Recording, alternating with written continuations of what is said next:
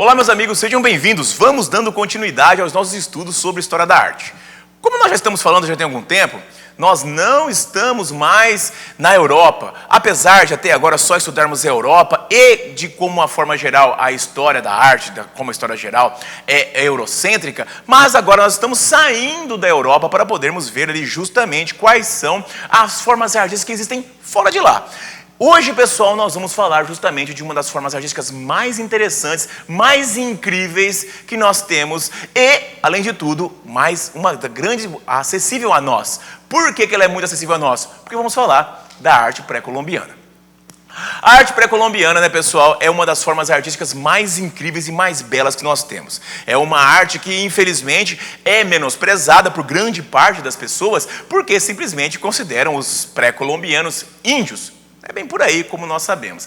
Quando nós temos aqui, pessoal, que os europeus chegaram aqui na América, os europeus encontraram umas grandes civilizações. Nós temos aqui que a América no continente é um continente muito vasto, um continente muito diverso. E nessa diversidade, nessa vastidão, também existem muitas diversidades de tipos de fases de desenvolvimento, de fases do desenvolvimento social. Nós temos aqui, por exemplo, que da mesma forma que na América existiam grandes e poderosas civilizações, existiam também tribos que não eram tão desenvolvidas assim, mas todos eles elaboraram sua forma de arte. Na realidade, nós vamos abordar uma sequência de vídeos essas artes, essas formas artísticas desses povos da América. Começamos com aqui justamente os povos pré-colombianos.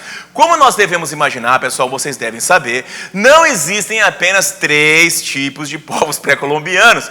Claro, eles são os mais famosos. Eles quem, professor? Os astecas, os maias e os incas. Mas não são só eles. Eles são os que, como eu falei, ficaram mais famosos. Mas existem outros povos. Todos esses povos, pessoal, possuíam grandes formas de desenvolvimento. E essa forma de desenvolvimento impactava na sua elaboração artística. Nós vamos começar justamente falando pelo povo Olmeca. Os Olmecas, pessoal, eles eram justamente ali um povo que viveu na parte centro-sul mexicana. Alcançaram o seu auge entre 1400 a.C. e 400. Eles viveram ali por volta, tiveram ali 10 séculos de vida, mais ou menos 1000 anos. Nesse quesito, pessoal, elaboraram uma grande variedade de formas artísticas. O que mais chama a atenção na arte desenvolvida pelos Olmecas é justamente as suas esculturas megalíticas. O que é alguma coisa megalítica? Mega, gigante, lítico, pedra, escultura megalítica, grandes esculturas de pedra, mas não são só apenas esculturas grandes de pedra que eles são conhecidos. Eles também elaboraram uma cerâmica muito refinada, certo? E também esculpiram pedras de difícil ponto de escultura. Por exemplo, ali nós temos um machado. Se você analisar, aqui nós temos um machado, né, pessoal? Aqui nós temos a cabeça de um ser antropomórfico, né? Formato humano no machado. Esse machado, pessoal, ele é feito de jade, uma pedra muito dura, correto? Muito valiosa entre os povos pré-colombianos. O seu valor variava de acordo com sua cor. Quanto mais intenso o verde a pedra jade, ela é um verde azulado, né? Tanto é, pessoal, olha só, os povos pré-colombianos, eles não tinham essa diferenciação. Não havia uma palavra para o povo pré-colombiano que diferenciava o azul do verde. Não havia. Era o jade, é um verde azulado, tudo junto. Entendeu? E aí, pessoal, essa que vocês podem identificar, nós podemos observar uma figura aqui antroposomórfica, né, uma forma semi-humana. Por que humana? Porque esses lábios aqui, né, pessoal, esses lábios desse indivíduo, eles são lábios, alguns historiadores vão dizer que são lábios de jaguar, já imitando a forma do jaguar. O jaguar é um animal muito importante nas mitologias pré-colombianas como um todo. Essa parte é a cabeça do machado, né? Pode ver que até aqui ele tem uma espécie de lâmina que a gente consegue identificar. Essa parte de baixo, nós temos aqui, a gente pode identificar aqui os braços, né, do indivíduo, que seria aqui onde fosse esmagado, né? Uma parte de martelo do machado, né? Tipo uma cunha do machado. Esse aqui, pessoal, esse machado ele tem mais ou menos 35 centímetros, mais ou menos desse tamanho, certo? Por 16 centímetros, né? 35 centímetros por 16 centímetros aqui. Essa pedra, pessoal, ela é muito dura, muito dura. E uma coisa interessante, nós veremos aqui, pessoal, que os pré-colombianos não tinham instrumentos de aço, não tinham instrumentos, esses metais de alto ponto de fundição muito duros, eles não tinham. Como é que eram feitas as esculturas então? Provavelmente com fricção, eles iam lixando as pedras até chegar no ponto. Cortavam as pedras com várias técnicas diferentes de cortar e depois lixavam as pedras. Provavelmente usaram uma outra pedra de jade para lixar. E aí, pessoal, as esculturas olmecas são muito famosas porque são muito elaboradas. Tem algumas de pequeno porte, como esse machado, que podemos identificar. Temos esculturas de médio porte, como podemos identificar aqui, ó, esse monumento de Las Limas, né? Olha só, pessoal, mais uma vez a questão aqui, ó, da representação humana, né? Com uma grande qualidade, né? Podemos observar que os traços finíssimos aqui, os traços muito bem elaborados dessa mega escultura, dessa escultura. Mas o que é famoso mesmo dos olmecas é a escultura megalítica. Nós temos aqui que, de uma maneira geral, as características são sempre as mesmas. Esse aqui é uma escultura que tem o corpo, mas de uma maneira geral são só a cabeça. São rostos arredondados, são narizes assim proeminentes, né, meio achatados, os lábios bem salientes, e esses indivíduos estão usando essa espécie de gorro, uma espécie desse capacete. Isso é uma constante nas esculturas do povo olmeca. Olha só aqui, gente. Né? Essas esculturas, pessoal, elas pesam toneladas. Toneladas. São gigantescas, algumas tendo mais de 2 metros, algumas alcançando quase 3 metros de altura. E muitas delas foram encontradas em regiões onde não existiam pedras da mesma qualidade do qual elas foram esculpidas. Aí, né, meu, teoria da conspiração, que a teoria os conspirólogos aí já começa, né? Aqui, pessoal, essa escultura aqui, pessoal, ela foi encontrada a 80 quilômetros de distância de onde estava pedreira com pedras similares a ela. Essa escultura aqui, pessoal, ela tem quase 3 metros de altura. Isso então, pessoal, reparem, nós podemos observar as características que se mantêm. O olhar, o capacete, os lábios, o nariz. Mais uma vez aqui, ó, tudo se mantém, o estilo se mantém. Acreditam-se que provavelmente nós temos ali que as esculturas eram feitas dos líderes, os governantes do povo olmeca, que tinham ali sua liderança e sua importância valorizada nesse momento. Dessa forma, então, pessoal, o povo olmeca se caracteriza por essas esculturas colossais. Nós temos ali, pessoal, veremos muito tempo aqui nos povos pré-colombianos, que essa questão de ter grandes esculturas e grandes monumentos é uma constante, uma coisa normal nos povos pré-colombianos. Aqui, pessoal, nós temos o chamado povo de Teotihuacan. Teotihuacan, pessoal, né? Teotihuacan era um grande polo comercial, era um grande polo religioso e cara, uma das estruturas gigantescas que nós temos no povo pré-colombiano. Teotihuacan, pessoal, esse Teotihuacan esse nome significa morada dos deuses. Esse nome, pelo qual o povo ficou conhecido, foi dado pelos astecas. Por quê? Quando os astecas chegaram à região de Teotihuacan, descobriram as suas construções. Teotihuacan, pessoal, teve o seu auge de 290 a.C. a 900 depois de Cristo. Ou seja, quando Teotihuacan existiu no seu auge, os astecas não existiam, os astecas surgiram depois, tá bem? Os astecas surgiram depois desse período. E aí, quando eles chegaram naquelas ruínas daquelas cidades, viram as construções, que nós vamos falar mais tarde, viram as construções, e aí eles falaram que naquele local realmente só poderia viver as divindades. Por isso que é a cidade dos deuses, terra dos deuses, né? Mas nós temos aqui, né, pessoal, que os escultores de Teotihuacan eram muito habilidosos. Nós temos aqui, pessoal, que esculpiam em jade, mais uma vez o jade. Pessoal, isso é importante. Nós vamos ver que a matéria-prima utilizada nas esculturas pré-colombianas de uma maneira geral, são essas três: jade, obsidiana e o alabastro. Obsidiana é uma pedra, é um vidro vulcânico, muito duro também. Muito duro também. E aí, pessoal, quando ele quebra, ele gera uma lâmina muito afiada, né? Nós temos ali que a obsidiana vai ser um grande ponto de comércio, por exemplo, né? Porque as pessoas usavam as suas lâminas de obsidiana para fazer armamentos, para fazer enfeites, para fazer joias. Enfim, pessoal, aqui nós temos alguns enfeites, algumas esculturas que foram realizadas pelo povo de Teotihuacan. Nós temos aqui, você pode observar, o jade. Toda vez que você vê essas pedras em tons esverdeados, nós temos aqui, é jade. Aqui nós temos uma turquesa, mas o jade, como eu falei para vocês, quanto mais próximos do verde, quanto mais límpido a sua cor, mais caro. Esse aqui era caro, mas nem tanto. Você pode ver que ele tem várias tonalidades diferentes. Aqui embaixo, pessoal, nós temos esculturas feitas em obsidiana. Né? Essa pedra preta aqui, né, pessoal? Esculturas feitas em obsidiana. Então a escultura deles era muito elaborada e principalmente quando eles faziam suas máscaras mortuárias. O que nós temos de destaque na arte do povo de Teotihuacan? O destaque do povo de Teotihuacan são os seus murais, como nós falaremos daqui a pouco, que serão encontrados nas cidades, em algumas construções. A arquitetura monumental, pirâmides. Nós temos uma constante na arquitetura pré-colombiana, a construção de pirâmides. Ah, por que pirâmide? Porque, cara, é a maneira mais simples e mais sólida de construção em larga escala, em grande escala, quando você não tem coluna.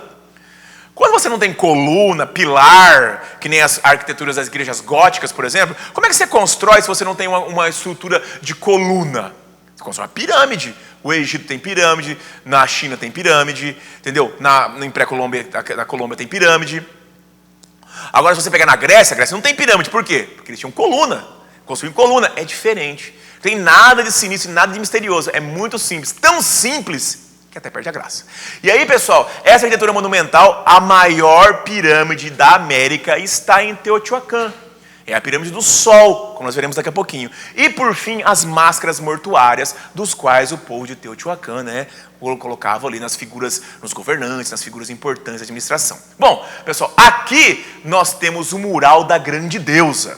Esse mural, pessoal, foi encontrado em um prédio de Teotihuacan, onde nós temos aqui justamente a árvore do mundo, que é uma grande constante também em todas as mitologias pré-colombianas. Repare que a árvore do mundo, ela tem aqui serpentes e águas saindo dos seus galhos, né? Aqui nós temos os governantes. Então, pessoal, uma coisa importante, pessoal, a arte pré-colombiana como um todo, aqui até o mural da grande deusa, aqui a própria grande deusa, né? A deusa mãe, né?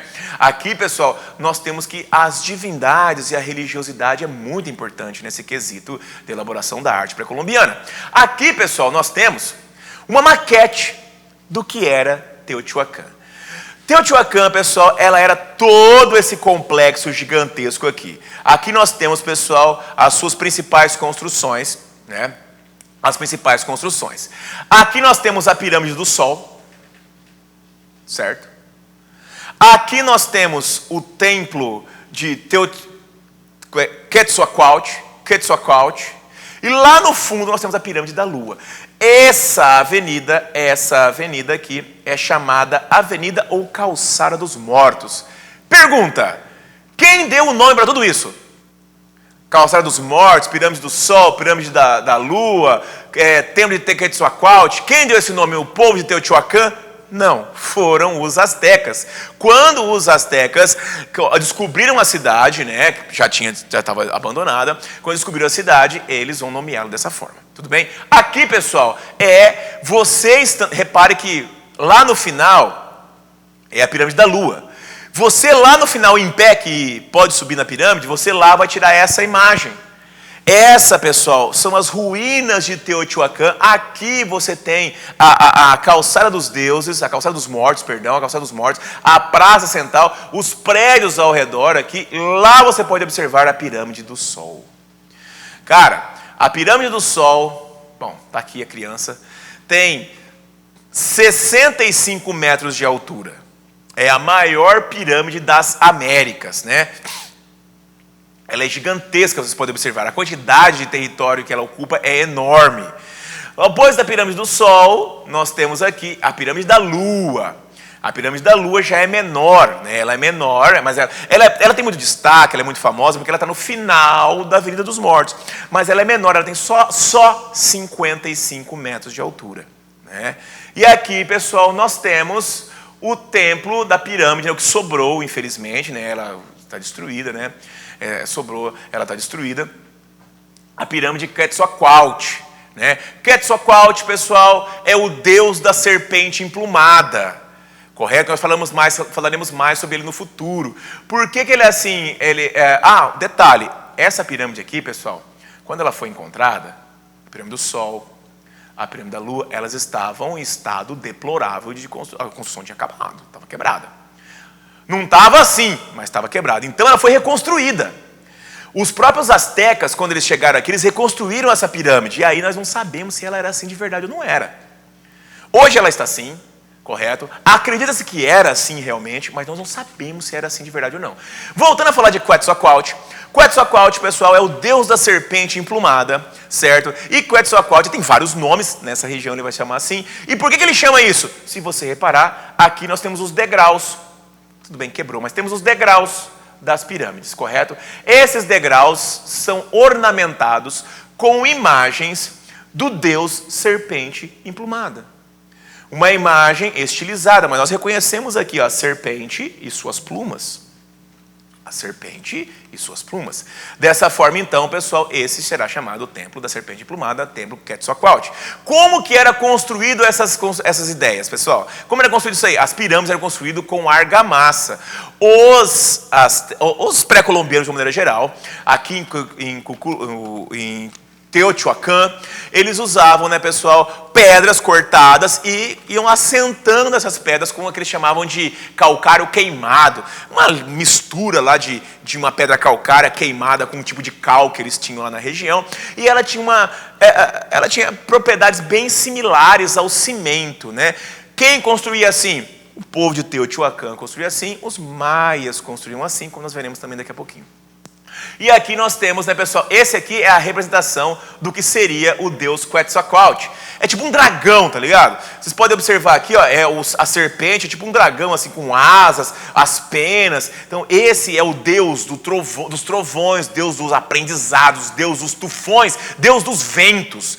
Cara, Deus muito poderoso e muito louvado ali, né? Essa questão daquele momento. Aí nós temos aqui as máscaras mortuárias. As máscaras mortuárias, reparem, pessoal. Essa máscara mortuária, pessoal, revela que era uma pessoa muito rica. Por quê? Por causa dos brincos. Os brincos são feitos de um negócio chamado diorito, tá bem? Não era jade, é diorito. Mas aí você fala assim, por quê? Porque o diorito é caro? Não, porque quem usa brinco naquela época eram os ricos. Quem usava brinco no povo de Teotihuacan, até os maias também, eram ricos, adornos, né? Aqui, pessoal, ela é toda feita de obsidiana. Deve dar um trabalho lascado para fazer isso. Reparem que ela é simétrica. Os olhos, pessoal, são feitos de coral e obsidiana, né? Os dentes, cara, feitos de jade rosa, que só tem a milhares de quilômetros de distância, para você ver como que o comércio de Teotihuacan era importante. E essa máscara nos revela que ela era uma máscara mortuária, porque os olhos não estão vazados, né, gente? Não é uma máscara ritual, é uma máscara mortuária. Está fechado para cobrir o corpo ali, para cobrir o rosto dos indivíduos. Aqui, nós temos mais exemplos de máscaras mortuárias. Aqui nós temos obsidiana com jade, né? Então, olha só, pessoal, vários exemplos aqui. Essa aqui, né, pessoal, feita aqui também de alabastro, obsidiana, com questões de turquesa. Então, todos esses elementos aqui, todas são máscaras mortuárias feitas aqui pelo povo de Teotihuacan. Aqui nós temos aqui uma feita com peças e placas de jade, né? Então, pessoal, o povo de Teotihuacan se destaca por isso. Máscaras mortuárias, uma grande construções piramidais, uma arquitetura megalítica. E aí, já que a gente já falou, já que a gente já comentamos a respeito dos maias, bom, vamos falar deles então. Os maias, pessoal, eles viveram muito, por que assim, nós podemos dizer que eles viveram praticamente entre 300 e 900, eles viveram concomitantemente ali um período foram vivendo contemporâneos ao povo de Teotihuacan, que também desapareceu em 900. Os maias também desapareceram antes do surgimento dos astecas, desapareceram muito antes da chegada dos povos europeus. E os maias, né, pessoal, tem algumas coisas interessantíssimas. Os maias são muito, muito, muito interessantes. Pessoal, todos os povos pré-colombianos têm uma relação muito importante com a morte, relação muito importante com as divindades, uma relação de sangue.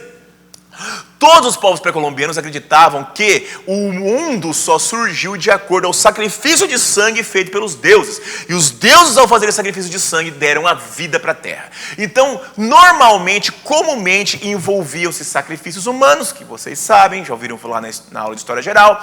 Os sacrifícios humanos que eram envolvidos nessa questão para poder louvar e agradar, acalmar os deuses com sangue. É importante isso. E para provar a sua importância, o seu valor como governante, muitas vezes também envolvia questões com sangue. Guarda essa informação. Pessoal, os maias, pessoal, têm uma escrita muito elaborada, toda elaborada em pictogramas, muito similar à escrita egípcia. Alguns vão chamar até a escrita maia de hieroglifos. É ruim porque confunde. Hieroglifo, 99% das vezes que se fala hieroglifos, pensa no Egito. Não pensa nos maias, mas a arquitetura maia, a escrita maia, ela é até, artisticamente, ela é até mais elaborada que a egípcia, porque ela é cheia de muito mais detalhes, correto? Então, pessoal, nós temos aqui que eles faziam murais, baixos relevos, né? Baixos relevos. Esses baixos relevos e os murais seguiam as mesmas regras. Eram baixos relevos que tinham geometrismo muito importante. Geometrismo, né, pessoal? Uma questão assim de simetrias, preocupações geométricas. Nós temos aqui em muitas figuras humanas, né? Nesse quesito, pessoal, dos murais e dos baixos relevos, eu quero falar para vocês do lintel 24. Lintel é um pedaço da parede que foi encontrado, eles foram numerados dessa forma, né? Eles foram nomeados e numerados dessa forma. Esse aqui foi encontrado na cidade de Yaxchiclán, e ele foi achado em 709, né? Ele foi feito provavelmente em 709 e ele foi nomeado de lintel 24. Aqui nós temos aqui o rei de Yaxchiclán e sua esposa, a rainha, fazendo um ritual para comprovar, agradar aos deuses. Se você reparar, ela tem uma corda, o rei está meio que abençoando ela, você pode ver assim, está meio que abençoando ela, com esse detalhe aqui de ramos e flores e tal. Ela está com uma corda na mão e ela passa a corda na boca. Por quê? Porque essa corda ela está cravada de lâminas de obsidiana, de vidro, né? Obsidiana é um vidro vulcânico. E ela passa a corda na língua para cortar a língua e dessa forma ficar lavada de sangue, o sangue escorrer, provando o seu valor. Saca? Ó, pega essa. Aqui, pessoal, nós temos exemplos da escrita maia. Ah, perdão, volte. As ruínas que chamam a atenção. Os maias também faziam uma arquitetura monumental, muitas vezes uma arquitetura monumental piramidal, no mesmo estilo lá nós vimos ali, bem parecida com o que nós vimos ali em Teotihuacan. E aí nós temos essas cidades, Copán, Palenque, Tikal, Yaxchilán, Chichén Itzá, as principais cidades, tem mais, mas essas são as principais cidades onde nós temos as ruínas mais importantes. Infelizmente, nós não vamos ver todas, vou mostrar só algumas importantes para vocês aqui. Bom, nós temos aqui exemplos dos pictogramas maias. Aqui, pessoal, vocês podem observar como que ele é muito mais elaborado, os detalhes, são as figuras muito mais elaboradas, por exemplo, que muitos pictogramas egípcios. Aqui nós temos a escada dos hieroglifos, que fica em Copán. Aqui, pessoal, nós temos contada, aqui é o que, como era na época, né, toda pintada. Pintada? Sim, cara, os maias pintavam as esculturas, pintavam as pirâmides, pintavam as casas, pintavam tudo. Aqui era tudo pintadinho. Aqui, como ela está hoje, protegida aqui, né, tal, mas olha só, pessoal, aqui nós temos que conta a mitologia, pedaços, versos da mitologia maia. Além dessa questão aqui, nós estamos falando sobre esses exemplos da mitologia maia, nós temos aqui esses afrescos. Esse aqui é fresco de Bonampak, onde nós temos aqui provavelmente um ritual religioso. Mas aí, finalmente, as ruínas. Palenque, pessoal, nós temos vários exemplos, você pode observar aqui várias. Palenque fica em Honduras, se não estou enganado. Os maias, pessoal, os maias, vocês sabem, viram na história geral, eles tinham um governo de cidade-estado. Então, várias cidades-estado do mesmo povo saía lá do México e vinha até a Guatemala, quase chegando na América do Sul, entendeu? Então tem cidades maias por toda a América Central. Aqui, pessoal, nós temos vários exemplos, nós temos pirâmides, templos, muito bem conservados. Aqui chama a atenção, pessoal, para o Palácio Real. Aqui é o Palácio Real do governador de Palenque. O maior e mais importante governador de Palenque era o rei Pacal. E Pacal governava a cidade, um polo de comércio, né? Os maias eram povos comerciantes. Chichen Itza, Tulum, Pacal, Palenque, eram cidades comerciantes. Aqui é o Palácio do Rei. O Palácio do Rei é interessante, mas o que é interessante de verdade, pessoal, é aqui a pirâmide conhecida como Templo das Inscrições. É uma pirâmide de degraus, como parecida também como que era lá em Teotihuacan. Nós temos aqui que ela tem 9 etapas. 1, 2, 3, 4, 5, 6, 7, 8, 9. Por que 9 etapas, pessoal? São os 9 níveis do submundo maia. Dentro dessa pirâmide tem várias inscrições. E na década... Pode ver que ela está muito bem conservada. Na década de 50, pessoal, uma das maiores e mais incríveis descobertas arqueológicas dos povos pré-colombianos foi feita aqui.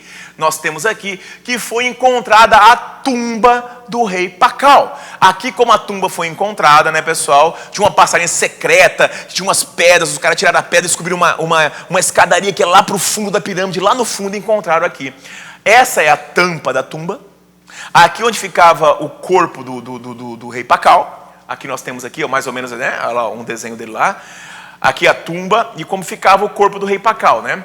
Aqui, pessoal, essa é a tampa da tumba do rei Pacal.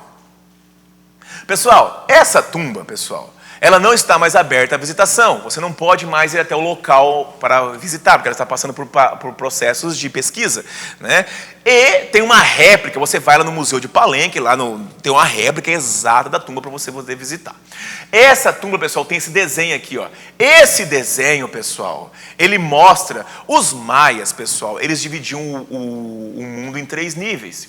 Eles dividiam o mundo em 3 níveis. Esses níveis, pessoal, estão ligados justamente à ideia de que havia um céu, havia a terra e havia o submundo, certo? Esse quesito está ligado porque aqui nós vemos o rei Pacal, que está sendo levado por um dos deuses do submundo, que é o Xibalba, para o céu, saindo aqui desse submundo e indo para o céu, saindo aqui. Então, esse é o desenho que nós temos Xibalba aqui, ele está, pode ver que o rei Pacal está até meio uma posição aqui desse diferente. O detalhe, pessoal, o detalhe é que essa tumba, ao ser descoberta, foi um prato cheio para os conspirólogos, para os ufólogos. Nós temos aqui o desenho da tumba novamente. Reparem aqui, esse aqui é o desenho. Aqui está colorido como era na época. Lembra que eu falei para vocês, queridos? Os maias pintavam os seus desenhos. Então aqui fica mais fácil de identificar. Aqui nós temos os submundos, os monstros, os demônios do submundo. Aqui nós temos o Xibalba que leva ele para o céu. E aqui nós temos o Pacal que está sendo levado até os céus. Mas aí, meus amigos, se você quer acreditar, você acredita em qualquer coisa. E aí nós temos que, na realidade, muitos indivíduos vão dizer que não. Isso aqui é um exemplo claro do que os alienígenas estiveram aqui na América. Porque esse é conhecido como o astronauta de Palenque. Eles vão dizer que ele está numa nave espacial. Peraí. Esse aqui, pessoal, é o rosto do rei Pacal. Esse aqui é o rosto do rei Pacal. Como ele era, ele vai mostrar aqui, ele está se ligando com as divindades, entendeu? Com a questão do milho, porque aqui ele faz uma alusão aqui ao milho, e o milho é uma coisa divina. Mas aqui, pessoal, peraí. Aqui, olha só, gente. Aqui nós temos o que seria, o que os ufólogos acreditam que seja, uma representação de uma nave espacial que levou o Pacal embora. Ou estava levando o Pacal embora. Aqui tem até o desenho, se você olhar aqui, ó, tem até o esqueminha aqui, ó, da nave espacial. E o Pacal no meio. Tem aqui um que seria... Eles identificam que seriam respiradores, controles. Pessoal, nada disso. É muito mais simples que isso, é só uma alegoria da mitologia, dos elementos da mitologia de morte dos maias, que era muito presente na vida deles. Mas aí, como eu falei para vocês, né, pessoal, é tão simples que perde a graça, né? É muito mais legal falar que, meu Deus, os alienígenas construíram as pirâmides e visitavam aqui. Gente, na América pré-colombiana, nós temos muitas questões de alienígenas, como nós veremos. Bom, voltando aqui ao rei Pacal, cara, aqui nós temos como que ele é idealizado como um símbolo da beleza e juventude. Olha só, pessoal, a gente pode ver que ele foi esculpido como um homem jovem. Nós vemos aqui que todas as suas linhas são limpas, não tem rugas, não tem nada. O ideal de beleza. E essa aqui, pessoal, é a máscara mortuária que foi encontrada. Que não é só, essa é a máscara mortuária Colares. Lembra que eu falei do jade? Quanto mais puro, mais caro. Olha as placas de jade que estão na máscara. Repara que é um verde bem puro. É um verde bem puro. Entendeu? Quase não. São várias plaquinhas de verde, pessoal, montadas igual um quebra-cabeça para fazer aqui, né, para fazer aqui o rosto do rei. E olha só, os brincos, porque quem que usava brinco era o quê? Somente pessoas ricas. O rei, um dos mais ricos daquele momento. Então, estamos aí nessa questão dos maias. Aqui, pessoal, nós já falamos sobre essa nave espacial do astronauta de Palenque, e aqui nós temos Chichén Itzá, a pirâmide de Kukulcán. Kukulcán, pessoal, é o outro nome para Quetzalcoatl, o deus da serpente emplumada. Chichén Itzá, pessoal, ela tem aqui alguns elementos. Ela tem, por exemplo, suas representações, né? Ela tem 52 painéis, certo?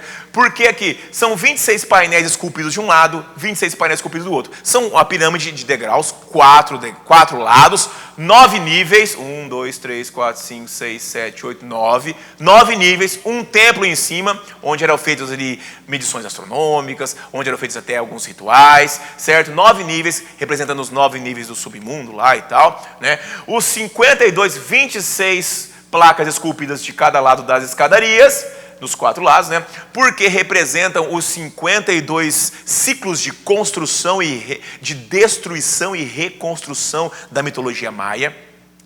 Nós temos aqui, pessoal, 3 janelas de 4 lados, né, pessoal? 3 janelas, totalizando 12 janelas, simbolizando ali, né, os 12, como se fossem os 12 meses do ano, que é praticamente o mesmo que o nosso. Nós temos ali várias representações em Chichén Itzá. Ela está alinhada com os pontos cardeais, mas o mais legal dessa questão, pessoal, é que Chichén Itzá, no final de suas escadarias, tem um lado delas, esse lado que é o lado principal. Nós temos, como eu falei, Chichén Itzá é a pirâmide da serpente emplumada. No lado principal, pessoal, nós temos aqui justamente no final da escadaria as serpentes. As serpentes, pessoal, que no solstício pega a sombra da lateral da pirâmide. E olha só que interessante, a sombra da lateral da pirâmide forma o corpo da serpente, do deus serpente emplumada. E aí, como o sol nasce e se põe, o corpo do deus serpente se mexe. Ele se mexe, tendo vida, como Deus também está vivo. Aqui, pessoal, nós temos aqui, que além dessa questão, em Chichén Itzá também diz o campo de bola. O campo de bola de Chichén Itzá é muito legal, pessoal. Nesse quesito, nós temos aqui que aqui, né, é tipo um jogo de basquete. Os atletas jogavam a bola passando por esses círculos, e aqui tinham dois times. De um lado ficava o time visitante, do outro lado ficava numa arquibancada similar, ficava o time da casa, tinha o Chichén Itzá. E aí, cara, ele é feito de uma maneira em que o eco, você não precisa, se você estiver sentado do lado daquele outro lado lá, se você grita, você ouve perfeitamente do lado de cá. O eco leva o som para o outro lado. Cara, é um negócio fantástico. Ele é todo esculpido, o campo de bola, todo esculpido embaixo dos relevos, trazendo aqui, né, elementos de divindades, de devoção e adoração. Então, pessoal, Chichén Itzá, ele é um grande centro religioso para o povo maia, né? Foi um grande centro religioso para o povo maia. Aqui, né, pessoal, nós temos o observatório. O observatório, pessoal, porque, como vocês bem sabem, os povos pré-colombianos, o povo maia, Ele tinha grandes habilidades, grandes conhecimentos de astronomia. Dessa forma, nós temos aqui esses povos pré-colombianos fazendo as suas medições no observatório. Tudo isso, cara, está liberado para a sua visitação. Você só não pode subir mais na pirâmide de Chichén Itzá, você não pode subir mais na pirâmide de Kukulcán, porque segundo o guia lá, quando uma britânica subiu na pirâmide, ela teve um infarto, porque as energias eletromagnéticas da pirâmide fizeram falhar o marca-passo dela, e aí ela caiu da pirâmide e morreu, cara. Aí não pode subir mais na pirâmide. Mas Chichén Itzá, as outras podem. Aqui, pessoal, nós temos Tapenapa. Tapenapa, cara, é uma pirâmide maia tão grande, mas tão grande, mas tão grande, que quando os europeus chegaram, eles acharam que era uma montanha. Tanto é que construíram aqui uma igreja em cima da montanha, mas não era uma montanha, era uma pirâmide. Começou a ser escavada. Gente, para você ter uma ideia do tamanho da pirâmide, olha aqui um ônibus perto de uma das bases da pirâmide. Tapenapa, não só Tapenapa, Chichén Itzá, os povos pré-colombianos, os maias, eles aumentavam seus templos. Construíam uma pirâmide em cima da outra. Por quê? A gente não sabe. Mas aqui, pessoal, nós temos Tapenapa e ela tem o quê? Tem 4,45 milhões de metros cúbicos de volume. Ela é 30% maior que a pirâmide de Quéops no Egito. Ela é uma das 4 pirâmides, elas são 4 pirâmides sobrepostas, como eu falei, elas são construídas uma em cima da outra. Foram encontrados até hoje mais de 8 quilômetros de túneis embaixo dela, e ela tem 65 metros de altura e 432 metros de base. Falou, professor, mas peraí, a pirâmide de Quéops tem mais de 100 metros? Então, pessoal, ela é maior em volume. A base dela é mais larga, ela é baixa e larga, tipo a pirâmide do Sol. Lembra que falamos da pirâmide do Sol? A pirâmide do Sol tem 65 metros de altura também, só que Tapenapa é mais larga, ela é maior ainda do que a pirâmide do Sol. Aqui, pessoal, nessa maquete dá para a gente entender bem, a gente vê bem o que nós estamos falando aqui quando falamos de Tapenapa. Aqui, pessoal, né, nós temos aqui 1, 2, 3, 4 pirâmides, e em cima do que seria a montanha construída ali, a igreja cristã construída pelos espanhóis. Pessoal, nós vamos parando por aqui nesse momento, vamos fazer um break, porque nós vamos dividir essa aula em mais partes. Nós vamos parar aqui com os maias e vamos retornar ali no nosso vídeo parte 2. Queridos, desejo a vocês um grande abraço, vida longa e próspera, e até a próxima.